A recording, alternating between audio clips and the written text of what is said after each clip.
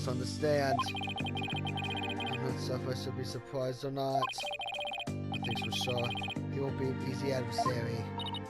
So, do you think Pierce did it? It's too early to say anything at this point, but I do think he's still hiding something. Nick! Why didn't you pin everything on Son Loser back there? Looks like Larry still hasn't given up on Ellen. This guy's the real killer, bad guy. And Son and my Ellie will live happily ever after together. Larry, that's not the kind of thing a decent human being says. Shame on you, Larry. You think I don't know? I know I have to give up on my Ellie. But Nick, I want to make her happy. She deserves a happily ever after. I'm so Son will make her happy once all of this is said and done. The trial is about to resume, Mr. White. Alright, you ready, Maya? Yep, let's go. I'll be rooting for you, Nick.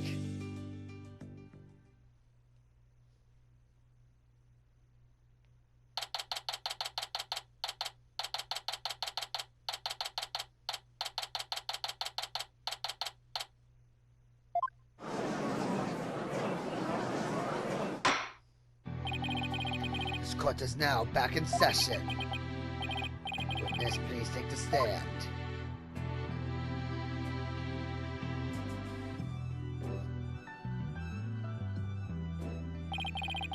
Please state your name and occupation. My name is Pierce Snowbucky Nickleby. I'm Mr. Pocket's family butler. Let's get straight to the point, Mr. Nickleby. Someone tried a page from Mr. Sprocket's notebook to manipulate his memories. And that person was you, wasn't it? That was correct. What about it? Oh, that was easy. So why did you do it? Why did you champ up Mr. Sprocket's notebook? Please allow me to explain. It pains me to do this, but I will tell you the truth. It pains you. That is correct. From my testimony, we're going to get back to Sean's versus. Sean's versus, what is he talking about?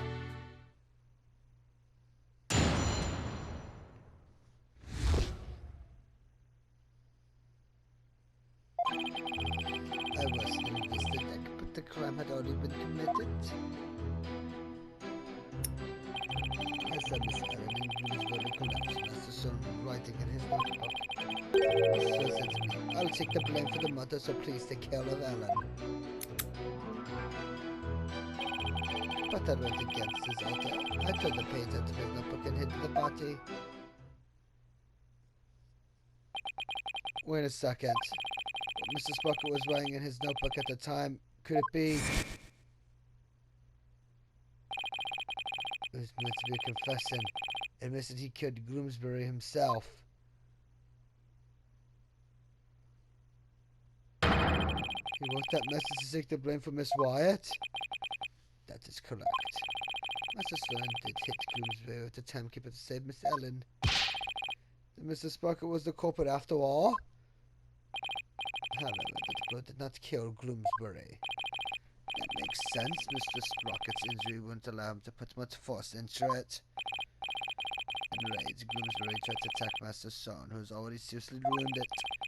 But just in the nick of time, Miss Ellen hit Bloomsbury from behind and finished him off, it would seem. So the one who inflicted the fatal blow was the defendant. Yes, that is correct. Master Son tried to take all of the blame onto himself. No way! This is pretty bad, Nick. No kidding. Pretty bad is an understatement. Well, Mr. White, it seems your decision to call for Mr. Nickleby has backfired. For the true culprit behind this case remains the defendant, Alan Wyatt. Could this get any worse? Pierce was involved in the cover-up plot. I bet he still has something to hide.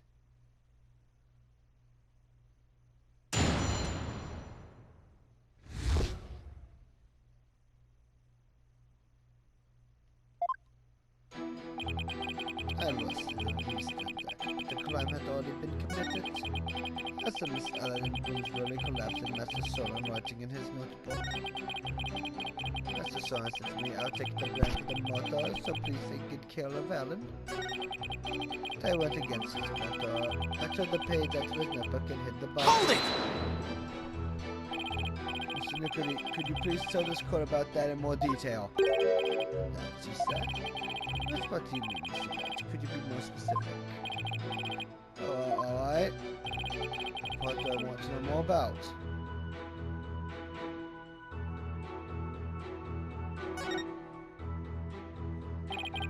Please tell me more about the hiding of the body. Very well.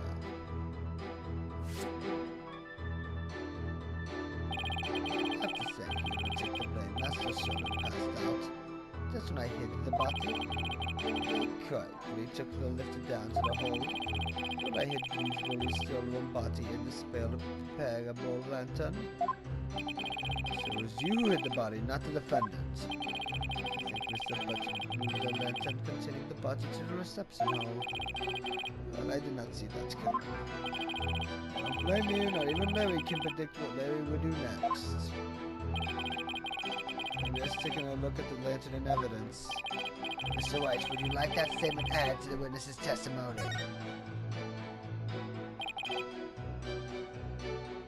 Yes, please. Very well. Please add that statement to your testimony, Mr. Nicoli.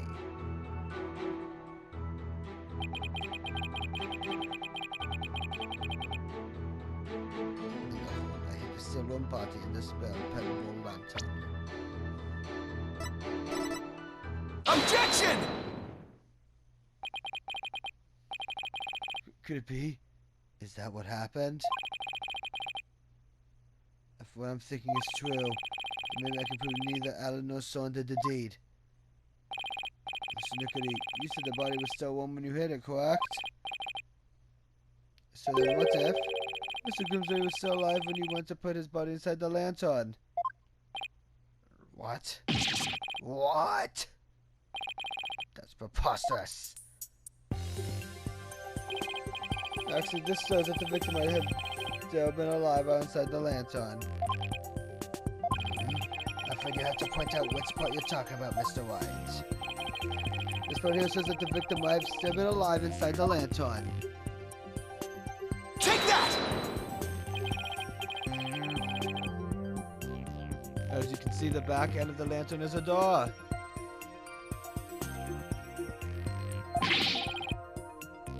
And there's blood here on the wheel and handle. Objection!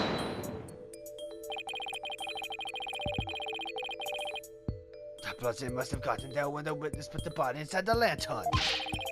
It in no way shows that the victim drew his last breath while he was within the lantern.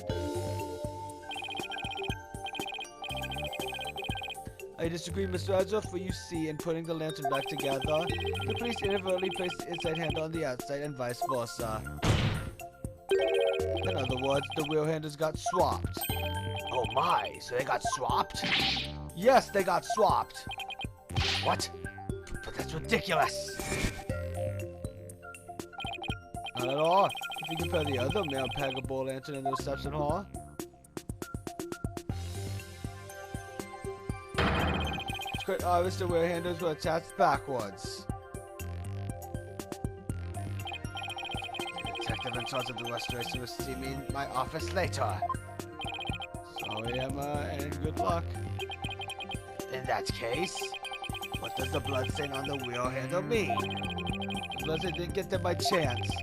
When the victim was put inside the lantern, he was only unconscious, not dead. When he regained consciousness, he probably tried to get out of the lantern.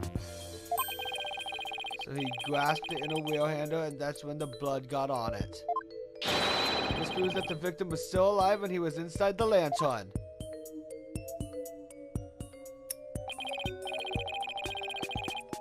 I was completely convinced Grimsbury was dead.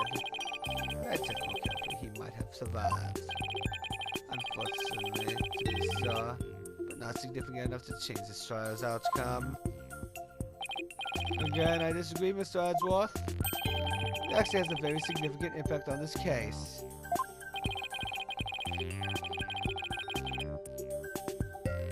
was struck by the defendant, then died from his injuries sometime later. There's nothing more to Objection! it. That's where you're wrong.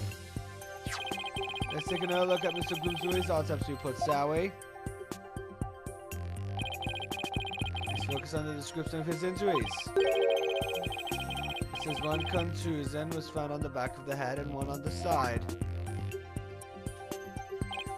Yes, the one Mr. Sprocket gave him, and the one Miss White delivered to finish him off. No, the defense would like to make a different interpretation. A different interpretation? The victim was knocked unconscious by the first blow and was then put into the lantern. Then what about the lethal blow by the defendant that the witness talked about? Yes, well, that didn't happen. After some time, when the victim regained consciousness and tried to get out of the lantern, that's when he received the second blow that finished him off. Taking into account the fact that the victim was alive for a period of time after the first hit, and that he did receive a second blow to the head, it does seem entirely possible. Yes, as long as the first blow didn't kill the victim instantly, there's a possibility that someone other than Mr. Sparker or Miss White delivered the fatal blow. Objection!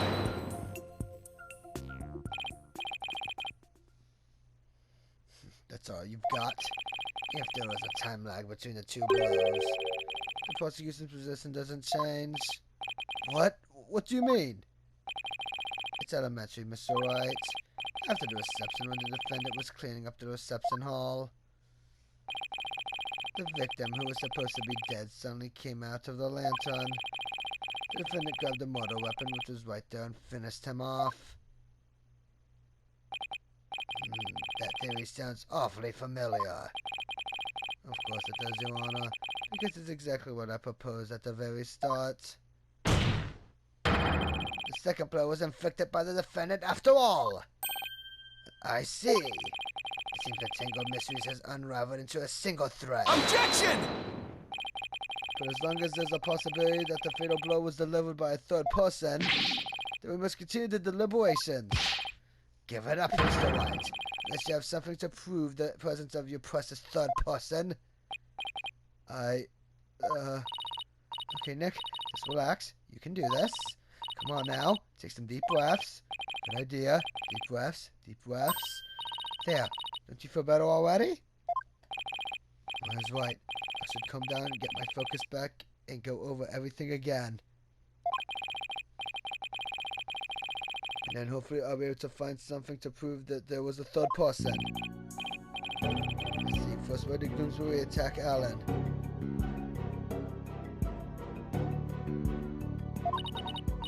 Because he was taking the blame for the accident? But something about that line of reason just doesn't feel quite right to me. No? How come? Well, if it's just a personal vendetta, he had already stabbed Sword. So why then was he so determined to go after Alan? Why? This whole thing feels too premeditated for a crime of passion. Bloomsbury didn't seem to have a personal grudge against Alan. Bloomsbury didn't have a personal reason to attack Alan then. Taking long enough, Mr. White. Now it's time for some action. What proof do you have that a third person was involved? Alright, I'll show you.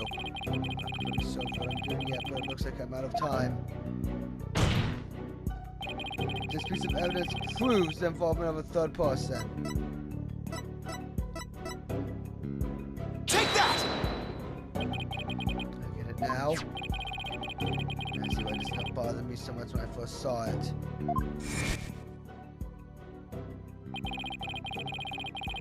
Looks like a note outlining the motor plot. And it was apparently written by the victim. Why would he feel the need to write instructions himself like this? Your Honor, please take a look at this note. This is the victim's motor plan, right? It's definitely a motor plan, but what if Mr. Bloomsbury didn't write this note himself? What?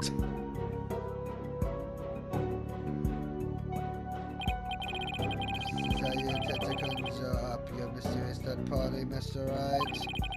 Can you even prove that note wasn't written by the victim? Yes. Yes, I can.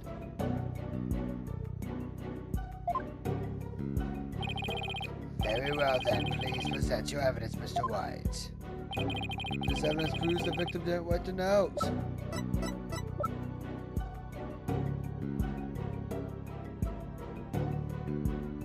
Take that! This is the weapon Mr. Grimsbury used to stab Mr. Sprocket. I was wondering what you'll pull out this time. I asked what that could possibly have to do with the note. Mr. Grimsbury's prints were found on the candelabra. The prints were from his left hand. So, it makes the victim left-handed, correct? Exactly, Your Honor. The police looked into it too and confirmed as much. Take a look at the smudge writing in this note. Notice how the smudging only started from the middle of each preceding line. It has been written by a lefty. The writing would be smudged from the far left end. This means that whoever wrote this note was definitely right-handed. In other words, somebody other than the victim wrote this note. What? If someone other than Mr. Bloomsbury wrote it, then what does this note mean? Mr. Bloomsbury followed the note to the letter. This note to the letter when he attacked Miss Wyatt. So clearly, this note isn't a mortal plan written by Mr. Bloomsbury, but rather these are instructions to kill Miss Wyatt issued by somebody else. Objection! Wasn't the victim who wrote these so-called instructions? Then who wrote it? Most of the people involved are white-handed, you know. That's correct. The majority of the family and the employees who were on the LSIP are indeed right-handed. I must say that is a very rough and simple contextually proposed. I bet I haven't figured out who wrote it just yet.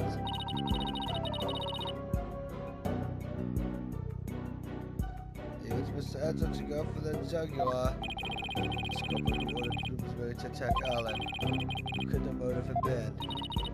Doesn't seem very likely Allen did anything to incur anybody's wrath, right? Right, not too likely anyway. In that case, it has to be about Soren. If somebody wants to hold a grudge against Soren, who would it be about? Accident, I guess. I said Bloomsbury felt resentful about having to take the blame. That one who lost most of the accident was Soren's sister. She lost her life after all. Soren suffered too, of course. He was caused by losing somebody so precious to him.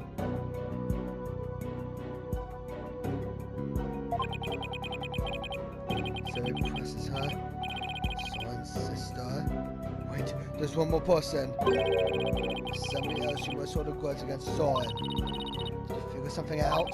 I think so. I think there's somebody else used Bloomsbury to try and get revenge against Soren. Did you say something?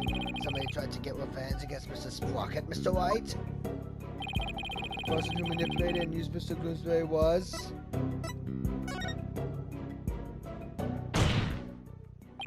the person who used Mr. Bloomsbury to try and get revenge on Mr. Sprocket.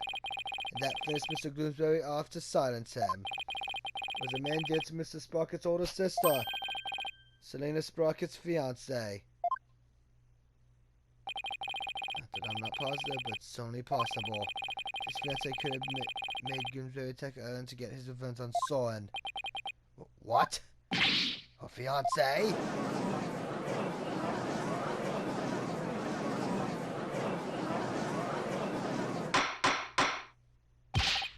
Order in the court, order I say. Yes, it does seem quite believable that Miss Selena Sprocket's fiancé would bear a grudge against Mr. Sprocket for his role in the accident. Exactly, Your Honor. Maybe her fiancé was trying to murder Miss Wyatt in order to make Mr. Sprocket experience the same pain he'd felt. Objection! Miss Sprocket's fiancé was a surgeon, if memory serves. But the only person who attended the reception were family and staff members. That may be, but then that just means that Miss Sprocket's fiancé must have been among those who attended. What? Really? Of course. Otherwise, how could he have killed Bloomsbury? Oh, I see what you're doing. This is just another giant bluff, isn't it? Alright, I'll bite. Who exactly do you claim this fiancé to be? Yes, I would like to know as well. Are you sure you're gonna be okay, Nick? Maybe. Comes to suspicious people, there's only one person on my list. I need to find something that connects him to Selena. This will help us identify Miss Sprocket's fiancé.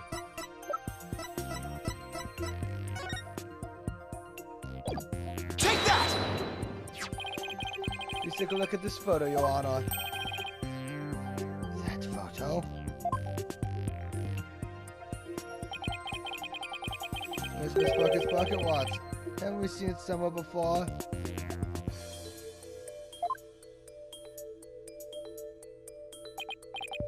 Yes, now that you mention it, I do feel as if I've seen it somewhere before. I believe we've all seen it, right here in this very courtroom. Impossible. That's right, the pocket watch in this photo.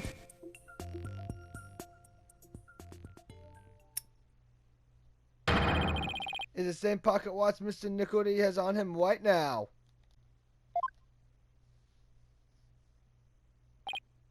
What? This is clear proof of a strong connection between Pierce Nickledy and Selena Sprocket. No.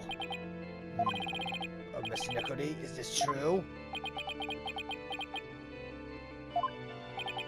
Mr. Nickledy, you were once engaged to Selena Sprocket. That pocket watch, you keep it as a memento for, don't you?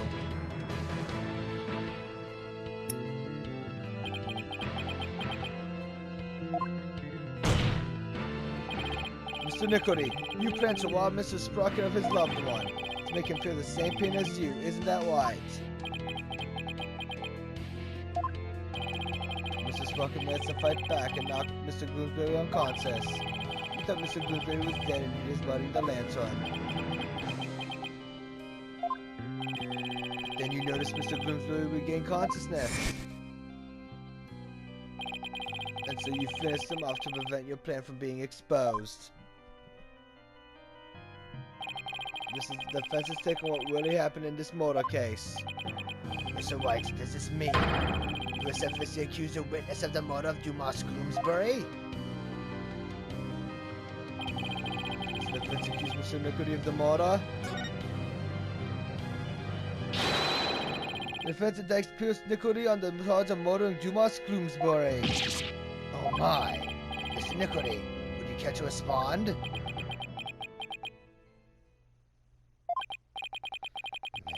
It just yaps on and on and on and on. As you guess, this starts as a memento of Selena. Except working at the time of the incident, though. Then you really are.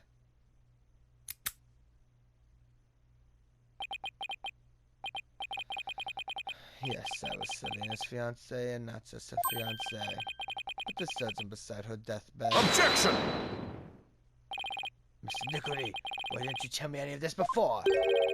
Shut it, you useless prosecutor. I thought you could be of use, but apparently this case was too much for you. What did you say? If your office had stuck its nose all up in this, I could have swept it under the rug. Not only did you interfere with the case, but you even let me fall under suspicion. That's because you kept trying to cover things up on the sly. But covering things up wasn't your only involvement. The only person who had a motive to use the victim to try and kill Miss Wyatt was you.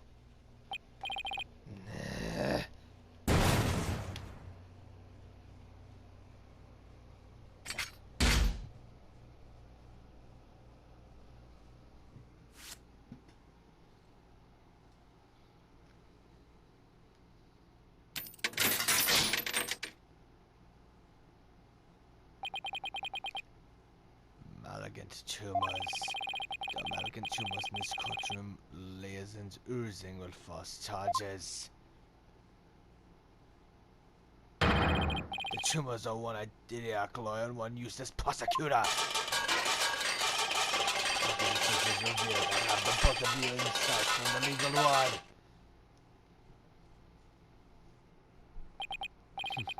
I'd like to see you try. The Sprocket family I'd be a clinch.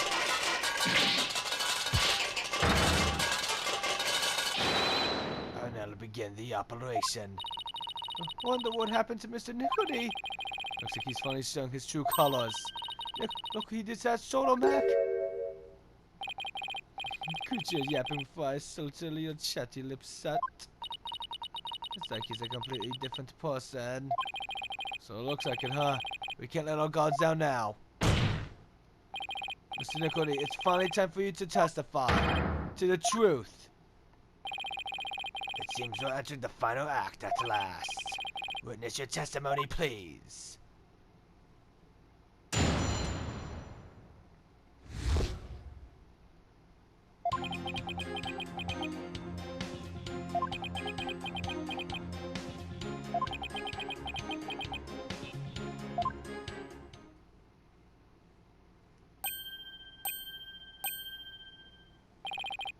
Mr. Nickledy, why didn't you say anything? Ah! He just took a picture of me, or something. You want me to voluntarily testify, hoping I will make a slip of the tongue. Not a very impressive plan, or brain, I might add. Ow, that was uncalled for. If you want to know something, you ask the question. I will answer, but I have no intention of making any voluntary statements of my own. What's he trying to do, Nick? He's using the silent treatment as a strategy to avoid getting tripped up. Clever guy. No more lies, Mr. Nickledy. You will tell us nothing but the truth from now on. Jerk! What do you think you're doing? No one asks you to speak. Just keep quiet over there and play with your frills. How dare you? Well, this is a rather unconventional situation, but please proceed, Mr. Wright. Yes, Your Honor.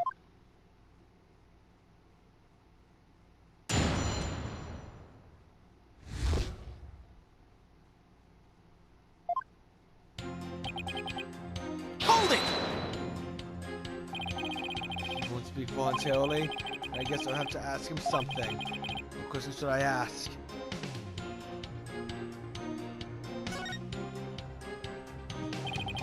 Is it true that when Mr. Doomsday would get conscious inside the lantern, you murdered him in order to silence him? He was an excellent employee and very loyal to me. Doomsday was my right-hand man. I'd suffer the most from losing him. You really think I'd kill a guy like that? That would make sense only if you were in the set. But since your goal was revenge, you don't really have to care about something like that.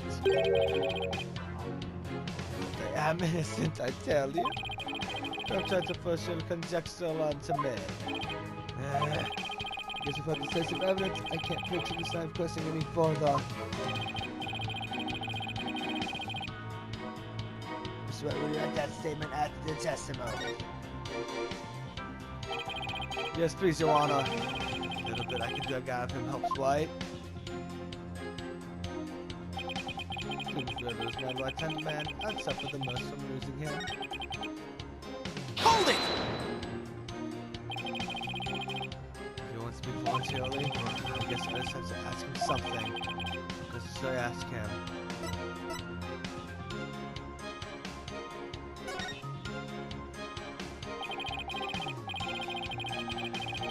On the day of the incident, you were constantly surrounded by your subordinates. Is that right? Absolutely. I was in someone's line of sight at all times. After all, I was busy taking care of every detail of the event. Mr. Ezra, I believe your investigation backs up my claim. That statement said groups of his subordinates worked with him in rotations, so he was always with someone. As the prosecutor said, I couldn't even get close to the lantern containing Bloomsbury about myself, let alone kill him. Just didn't have a chance to get close to the victim alone, huh? Mr. White, would you like that statement added to the witness's testimony? Yes, Your Honor. I I'd like to have that statement added to his testimony. Very well. I was always in the company of others. I didn't have an opportunity to murder Gloomsbury.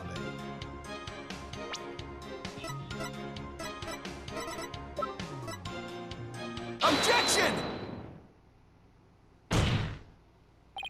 Mr. Nickledy testifies that he was always with someone at the time of the incident. Never had a moment alone to commit the crime. Yes, and the police investigation backs that statement up, doesn't it? But there was an opportunity, in fact. One and only one. A moment when Mr. Nickledy could have killed Mr. Gloomsbury without anyone noticing. What? And the one thing that made that moment possible is shown here in this photograph. Hold it. All those people watching, I could have possibly committed murder. Yet, believe in your honor, this lawyer is a malignant tumor. Who wants to got this juvenile body? Objection! Mr. Nickledy, I would ask that you keep quiet this time. We need to evaluate the defense's claim. And your yelling won't be so good for this is missing your way. Mr. Wright, let's see this one thing you mentioned. But be warned. This had better not be one of your offhanded claims. Who do you think you're talking to, Mr. Wadsworth? Very well, Mr. White. Please point out for us the one thing that made this moment of the murder possible. At one moment when it was possible for Mr. Nickledy to kill Mr. Gloomsbury. The one thing that made that single moment possible is this. Take that! The one thing that made the moment of the murder possible is this thick mode fog that engulfed the entire reception hall. It is under the cover of this fog that Mr. Nickledy murdered the victim. What? Mr. Nickledy was standing right next to the exit that Mr. Bloomsbury was in. This is the only moment the murder could have been committed without being seen. Objection!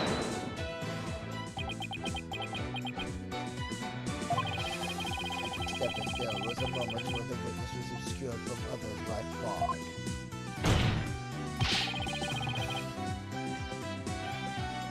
That doesn't prove Mr. Nickledy killed the victim at that very moment. You can't prove the crime was committed during the reception. The trial ends here.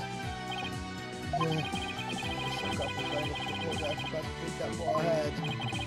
Well done, Mr. Edgeworth. It's time to call this time's child of death. Well, Mr. White, can you prove the murder happened during the reception? Your father, his friend is dead on arrival. If you say you're drunk, prosecutor. Right, witness. I have no interest in victory. All I care about is the truth. One that we can only arrive at through further deliberation. Edgeworth. Remember that the trial is over. No, Mr. Nickledy. That is for me to decide. So what, can you prove it? Can you prove that the murder was committed during the wedding reception? And there's also as a victim. The amount of your stupidity is so advanced that even the best surgeons can save them. Fact, maybe a brain transplant could cure them. This could be idiocy. It's a pandemic. Objection! Mr. Nickledy, that's enough already. Finally ready to give up on you? No, just the opposite, actually. I prove the murder was committed during the reception. By you.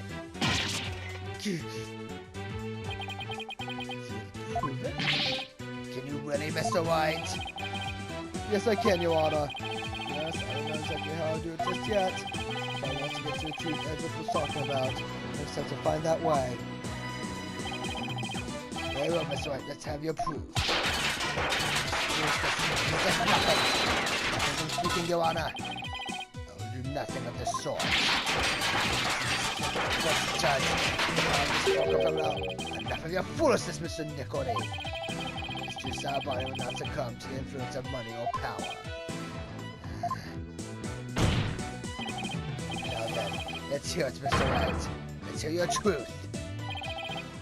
Phoenix, remember everything you've learned so far. You can do this. You can find the definitive evidence that will lead us to the truth.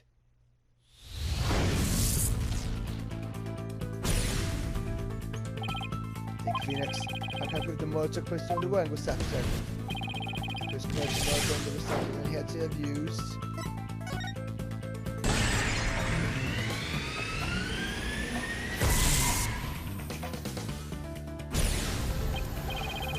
The weapon was used to strike the victim twice.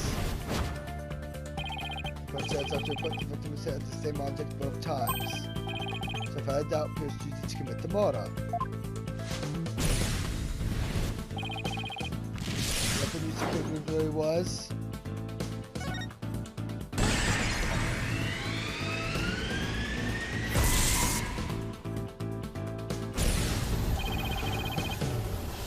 Pierce struck the victim for that one single moment. And I said use the timekeeper.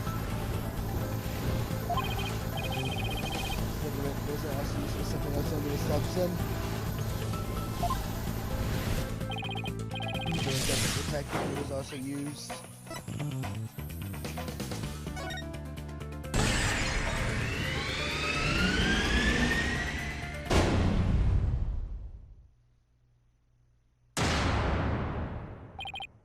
That's right. The timekeeper had been activated during the reception.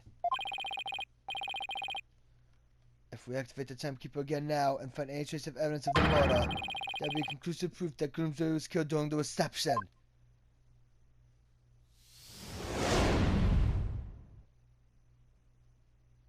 A special ceremony took place during the reception in question. What kind of a special ceremony? It was called the first startup of love. Apparently the couple activated the timekeeper for the first time doing it. Does that mean the timekeeper here on evidence isn't activated at the moment? And what would happen if we were to activate it? Why don't we see for ourselves? It would give us a chance to examine it.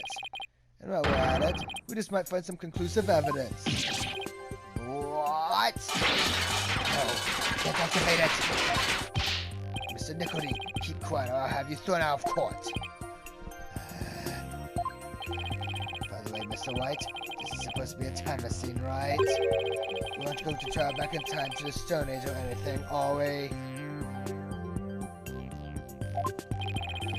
I don't think we have to worry too much about that, Your Honor. So no nervous nonetheless, but the truth must be known.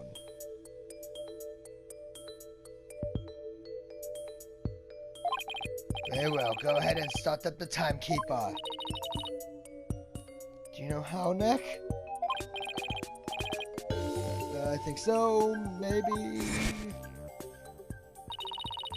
One and Gloom each had a symbol of their love, and when they put them together... Oh, how romantic it was. Let's see. I think the symbol of the Gloom's love must be the timekeeper itself. The symbol of the bride's love would fit together with the timekeeper. Oh, I know. It has to be it. Mr. White. Are you ready to activate the time machine now? Yes, Your Honor. The symbol of the bride's love that's necessary for activating the timekeeper is... Take that! Miss White's pendant. It's the symbol of the bride's love that's necessary for activating the timekeeper. What? Does that mean that you can start up with Miss White's pendant? I believe so, Your Honor. Very well, please try it now, Mr. Wright. Okay, here I go. First, I have to figure out where the pendant goes.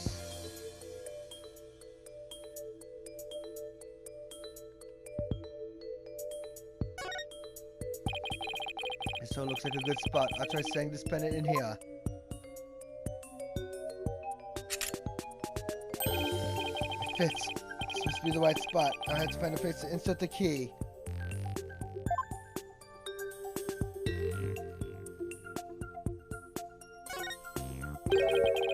So in the middle of the pendant.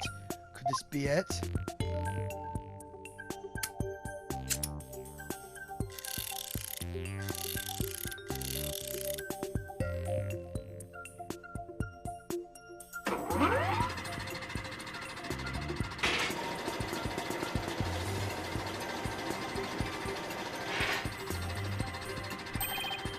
What? The timekeeper's been activated.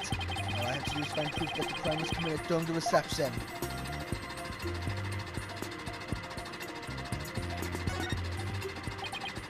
I think I found it.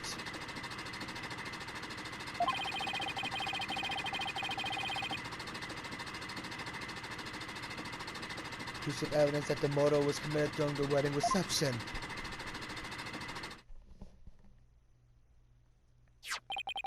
Just as I suspected, there's evidence of the murder inside the timekeeper, Mr. Nicody. The timekeeper was only activated and open during the wedding reception, right? Oh, stop! So that means this is conclusive proof that the crime was committed during the reception. Ugh.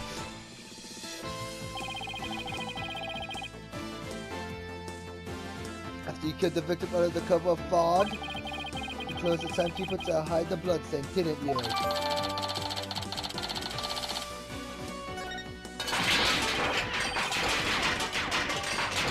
You are. And then killed Bloomsbury.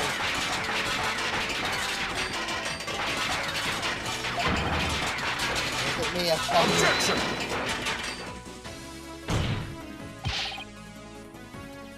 Give it up, Mr. Nicoli. How could the defendant who was in the middle of physical law have possibly committed the murder of everyone watching her? Family, I think to kill him. Objection! There's no way you can check away out of this, Mr. Nicoli.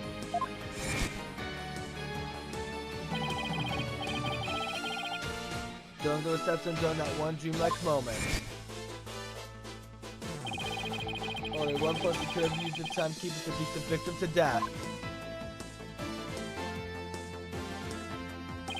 And that one person was you, Pierce Nicody.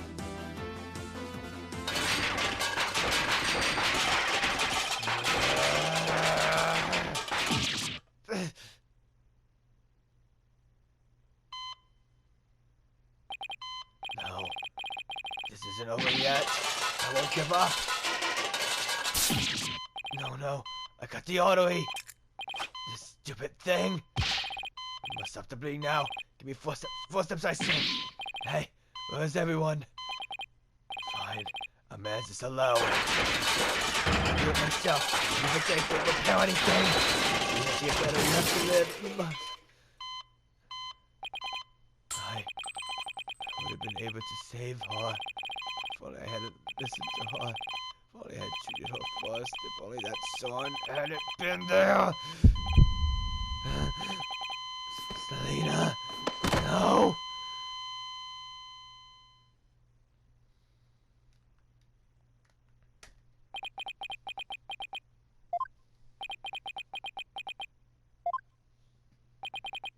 Witness, are you finally ready to tell us the truth? It's just as the lawyer deduced. So was all of events scheme against John Sprocket? Do you have any idea how hard it is to lose someone you love? Right in front of you. Selena's condition was clearly more critical than Sean's, but in spite of that, she said, "Please help Sean." Miss Sprocket's last words. So that's what she really meant by those words. I was able to grant her rest at the price of her life. So you guys up with Sprocket every ace and waiting for your chance to get revenge. You got close to Mr. Bloomsbury and hits the plan, is that right? Bloomsbury already bore a grudge against Soren, so when I tempted him with an even better position, he immediately took the bait. He was your accomplice, someone who shared the same goal as you. Why was it necessary for you to kill him? I didn't expect Soren to strike Bloomsbury out on the Vista deck. I Sonny never imagined he'd make his way there along the outside wall. Son's love was the real deal after all. My plan had been compromised, so for the time being I hid his body in the lantern and tried to think of my next move. And then Mr. Bloomsbury came to during the second wedding reception. As soon as I saw Bloomsbury, I instantly hit upon an idea to pin the blame of Bloomsbury's murder on Ellen. He tried to break up the couple by making the bride out to be a murderer. How despicable. Son was getting the company and a wedding of things that were supposed to be Selena's. He took every happiness from her. Who's the despicable one here? Do you think what you did would make her happy? I know it wouldn't. But I couldn't just stand by watching Son enjoy his happiness. I was going to have Son taste the same pain I had and then take over Sprocket Aviation. I'd take back from him all of the happiness that was rightfully Selena's.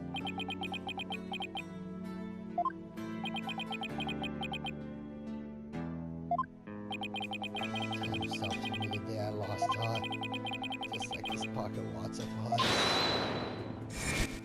Hold it. Yes? Miss Wyatt? I believe Selena would have said, leave this ill world behind. Your time is yours to live. It's too late for me. Time will never advance for me ever again. What? It can't be.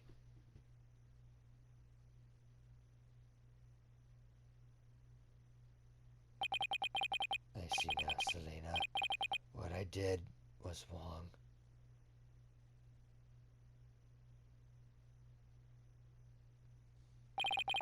I see no further need to continue this trial.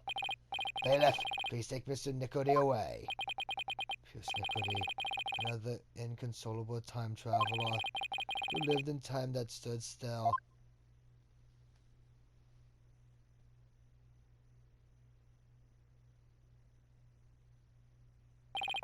Now then, I must render my verdict regarding the defendant.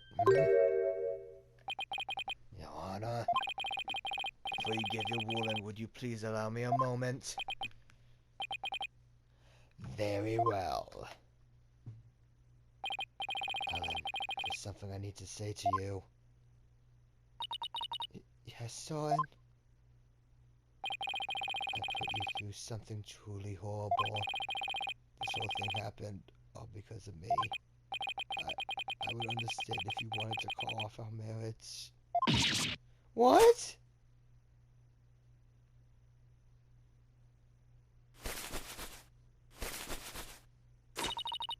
Of course not. I never once thought of that. If you stay with me, you'll only face even more trying times in the future. What do you mean? The truth of this incident and the car accident before it. I'm going to tell the public everything.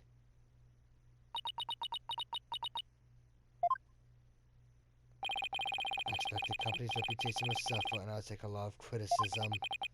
But I feel I can only really start over once I get everything out in the open.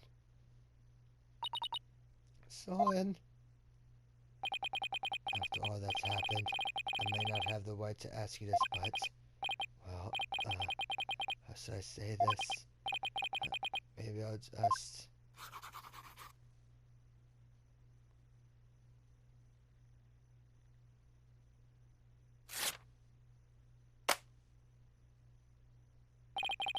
Life with me probably won't be very easy, but...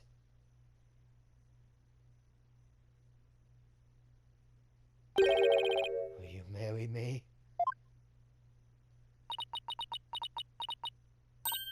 Yes, of course.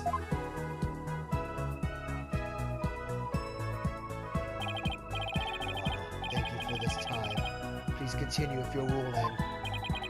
Very well, but first I have one question. To achieve you pledge your eternal love, return to the goodness of justice. Lameth. I do, Your Honor. I do. Does the prosecutor, Houston, or the defense have any objections? No, no objections here. The defense has no objection either, Your Honor. This court finds the defendant, Alan White. No, that's not right.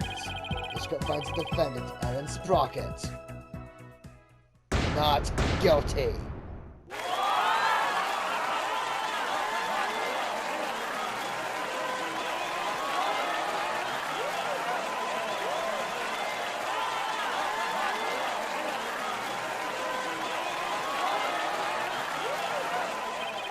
This court is adjourned.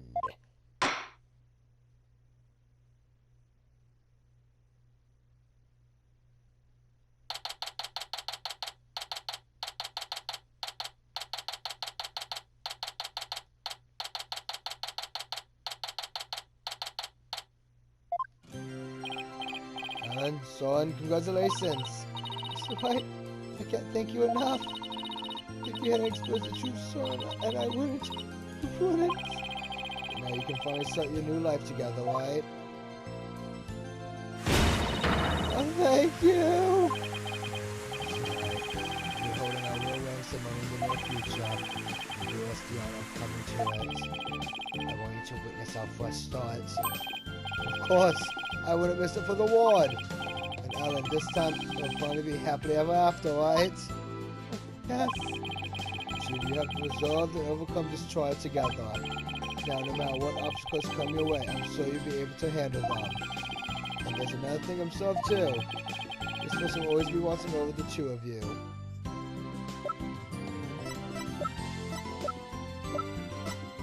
Take that! Selena, yes, I think you're right. And we promise to live life to the fullest for Selena's sake too. Right, son? That's right. Well, we're gonna be on our way. Yes, my love.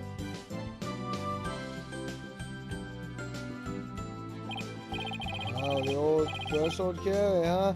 Way to show off. I'll be seeing you. Goodbye for now. I'll be looking forward for that wedding.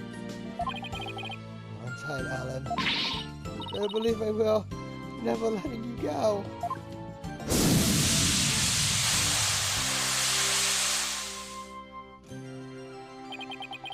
There they go. Don't think of going to that wedding by yourself, are you, boss?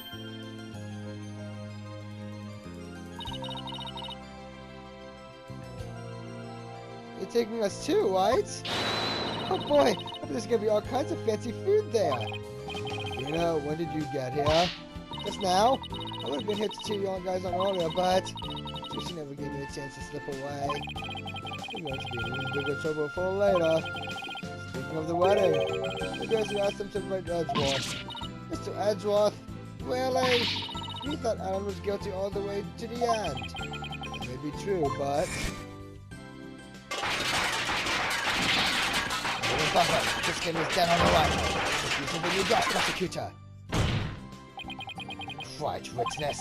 I have no interest in victory. All I care about is the truth. One that we can only ride right through further deliberation.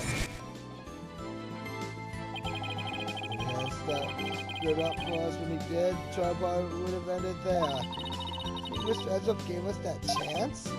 Maybe. Then knowing him, I doubt he'd ever tell, even if I asked. Well, if that's how you feel about it, Nick, then why not try to get him invited? Aim higher. Have you ever tried to catch the bouquet?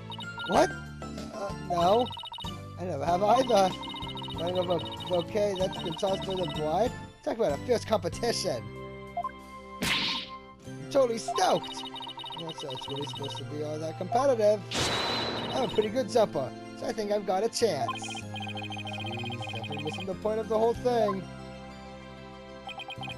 Now, Larry, how did you manage to stay so quiet for so long? Shut up! Listen, the lady you fell in love with family happiness is what a real man does. You said that relationship was over before it even began, Larry. Not at all. If only I was 10 years younger, things would have gone differently. Ends of time, why won't you turn back for me?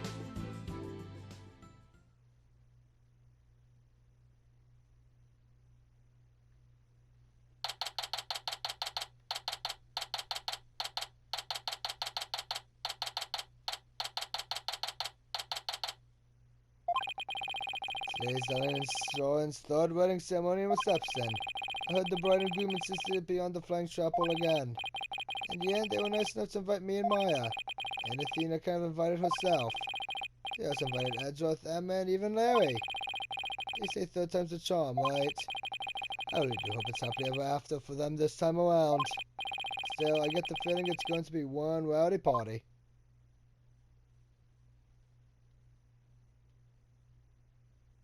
Ready when you are. Okay, here we go! Huh? Oh. Hmm? Oh, hey! Look who's next! Huh?